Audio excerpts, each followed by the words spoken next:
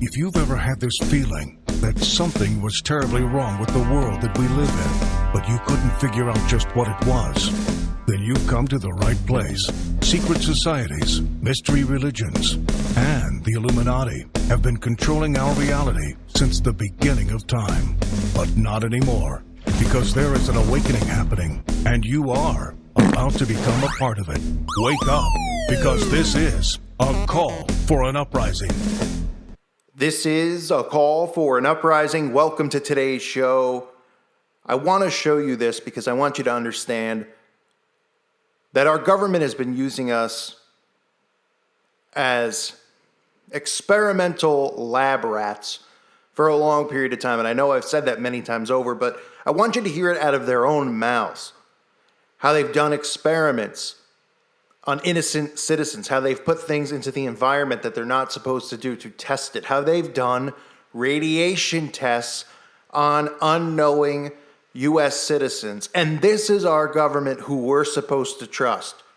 And the reason I'm doing this video now is because so many of these zombies who are 15, 20, even adults who refuse to believe this stuff think our government's here to protect us. Oh, they would never do stuff. Oh, all these anti-vaxxers, they're crazy. Thinking that the government would want to do something dangerous to us or use us as some type of an experiment. Everything you see going around right now is an experiment. From the outbreak itself to watching how people interact after the outbreak to making this 1984 social distancing lifestyle. This is all part of the experiment that they're doing on us as test subjects. They're watching how we react to it to bring about their new world order. But out of their own mouth of Bill Clinton, what happened in the 90s was a lot of people came forward because they had all these tests on it, from MK Ultra to these radiation tests that occurred during the Cold War. The CIA and our own government got caught with their hand in the cookie jar one too many times because too many people came forward and were attempting to sue and come out publicly against the government. So what the government did is they pretended Bill Clinton was here as this hero to, oh, we're going to go through the JFK files and all these files and find out what really happened. You can even see Bill Clinton smirking during it, saying, we failed the people because our government did tests that were unethical. Yet as citizens, we still sit here and we go, what a wonderful government. They're supposed to be working for us, not experimenting on our bodies, using us as some type of disgusting, sick radiation test patients. But that's what's happening. And with 5G happening right now, right, we're all complaining about it, and people are calling us nuts. Oh, you're crazy.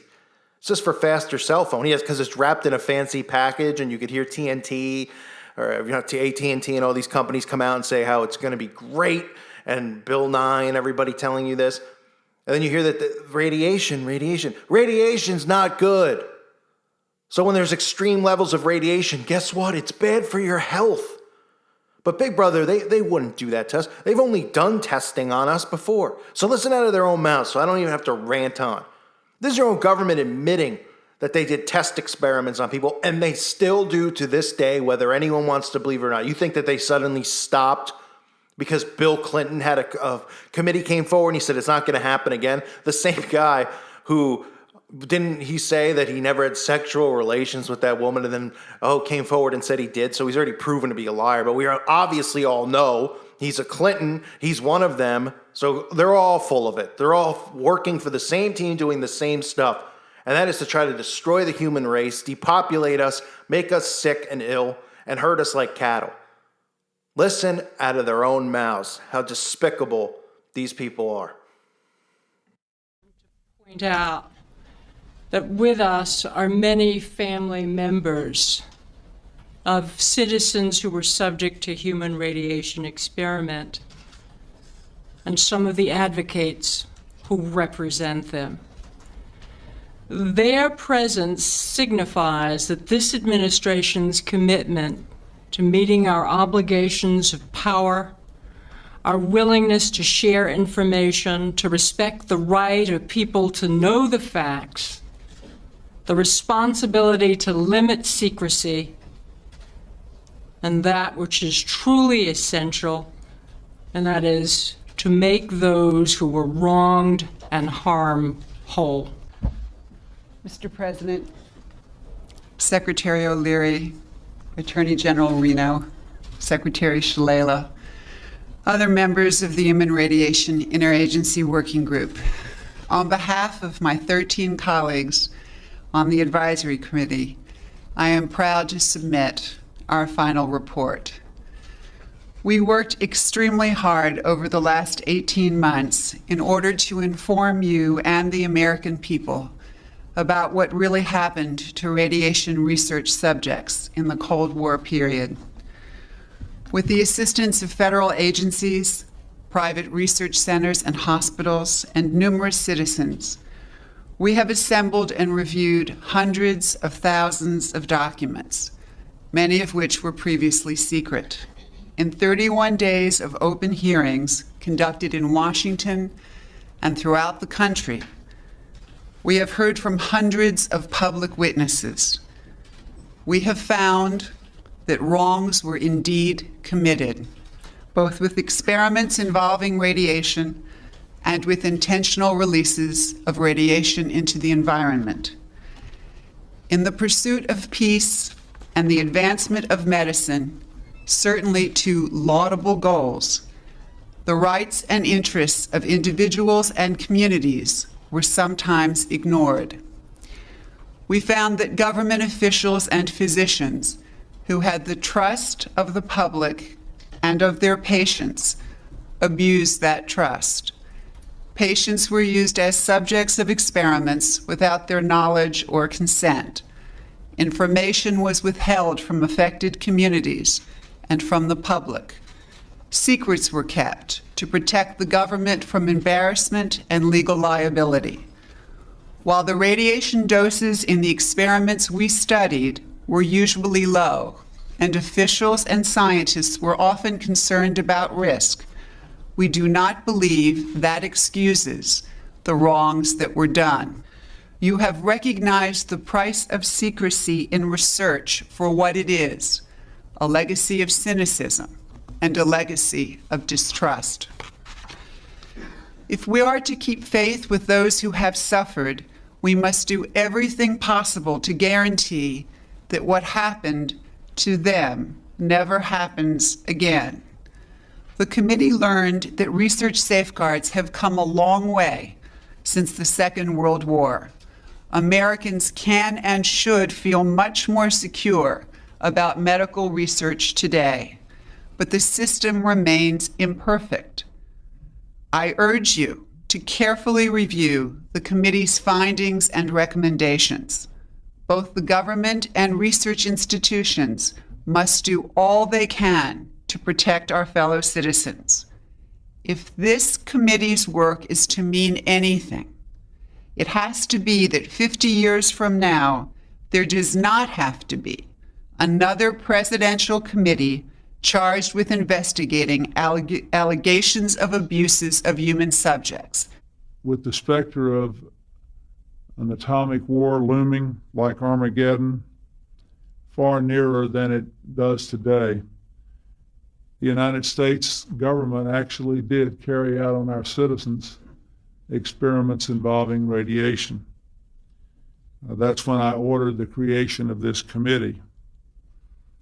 Dr. Faden and the others did a superb job.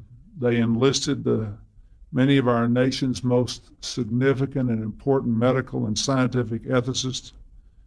They had to determine first whether experiments conducted or sponsored by our government between 1944 and 1974 met the ethical and scientific standards of that time and of our time. And then they had to see to it that our research today lives up to nothing less than our highest values and our most deeply held beliefs. From the beginning, it was obvious to me that this energetic committee was prepared to do its part. We declassified thousands of pages of documents. We gave committee members the keys to the government's doors, file cabinets, and safes. For the last year and a half, the only thing that stood between them and the truth were all the late nights and hard work they had to put in. This report I received today is a monumental document in more ways than one. But it is a very, very important piece of America's history, and it will shape America's future in ways that will make us a more honorable, more successful, and more ethical country. What this committee learned, I would like to review today with a little more detail than Dr. Faden said, because I think it must be engraved on our national memory. Thousands of government-sponsored experiments did take place at hospitals, universities, and military bases around our nation. The goal was to understand the effects of radiation exposure on the human body.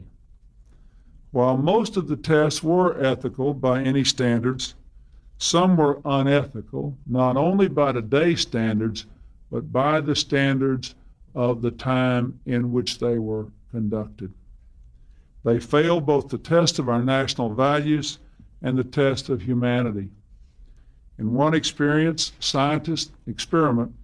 scientist injected plutonium into 18 patients without their knowledge. In another, doctors exposed indigent cancer patients to excessive doses of radiation, a treatment from which it is virtually impossible that they could ever benefit. The report also demonstrates that these and other experiments were carried out on precisely those citizens who count most on the government for its help, the destitute and the gravely ill. But the dispossessed were not alone. Members of the military, precisely those on whom we and our government count most, they were also test subjects. Informed consent means your doctor tells you the risk of the treatment you are about to undergo. In too many cases, informed consent was withheld. Americans were kept in the dark about the effects of what was being done to them. The deception extended beyond the test subjects themselves to encompass their families and the American people as a whole. For these experiments were kept secret, and they were shrouded not for a compelling reason of national security, but for the simple fear of embarrassment. And that was wrong. Those who led the government when these decisions were made are no longer here to take responsibility for what they did. They're not here to apologize to the survivors, the family members of the communities whose lives were darkened by the shadow of the atom and these choices. So today, on behalf of another generation of American leaders and another generation of American citizens, the United States of America offers a sincere apology to those of our citizens who were subjected to these experiments, to their families, and to their communities. When the government does wrong, we have a moral responsibility to admit it.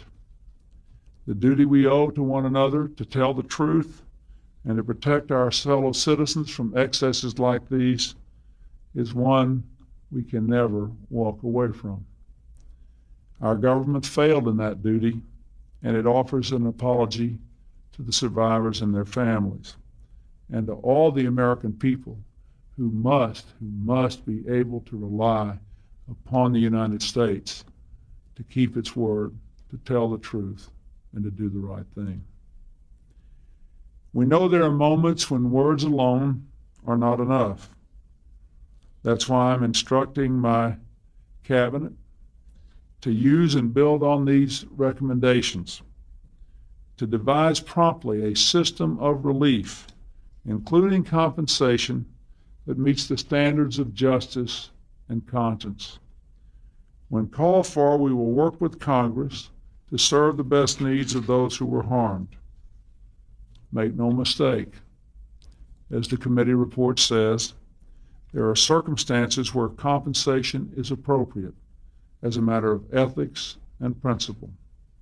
I am committed to seeing to it that the United States of America lives up to its responsibility.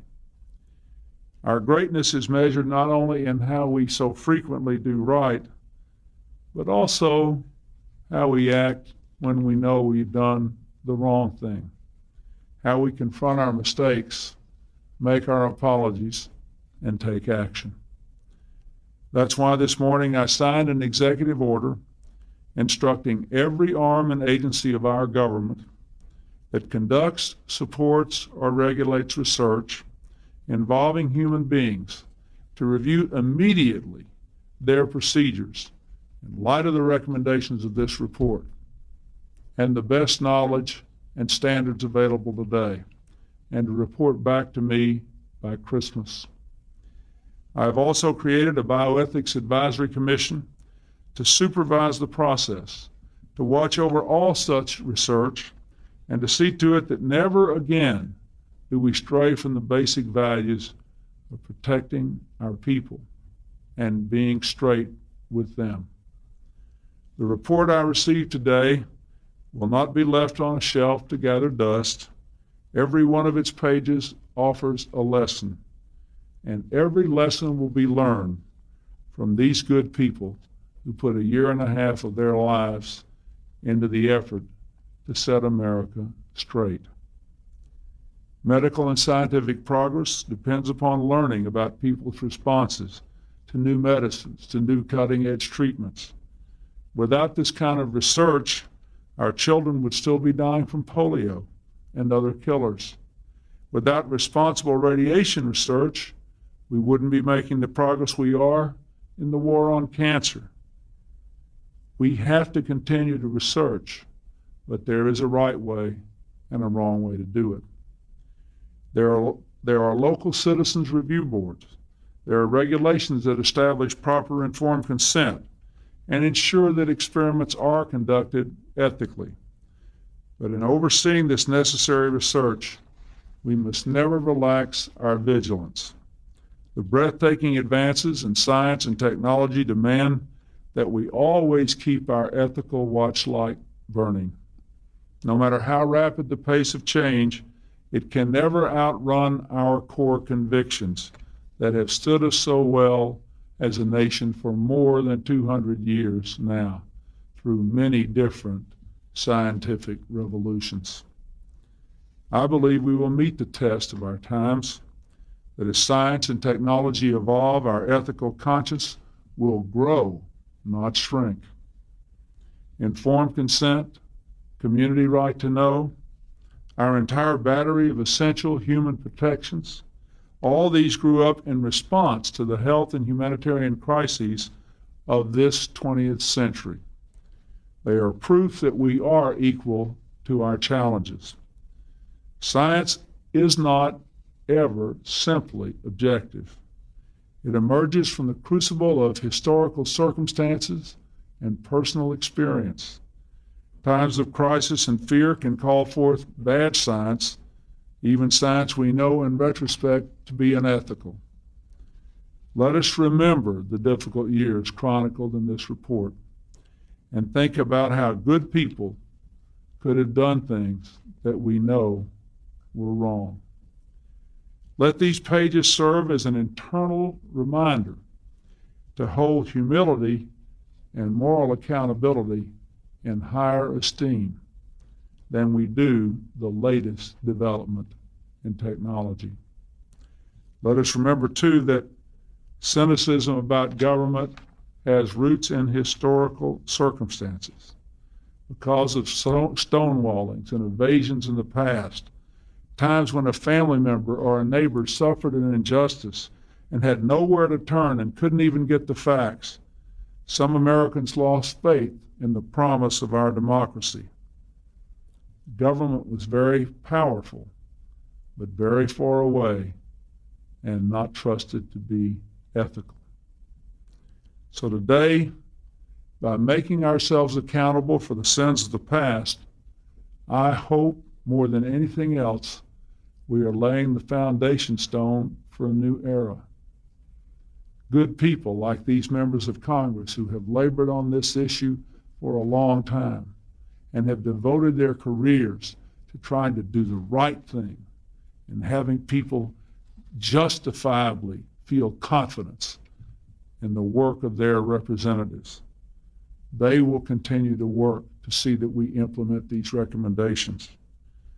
And under our watch, we will no longer hide the truth from our citizens.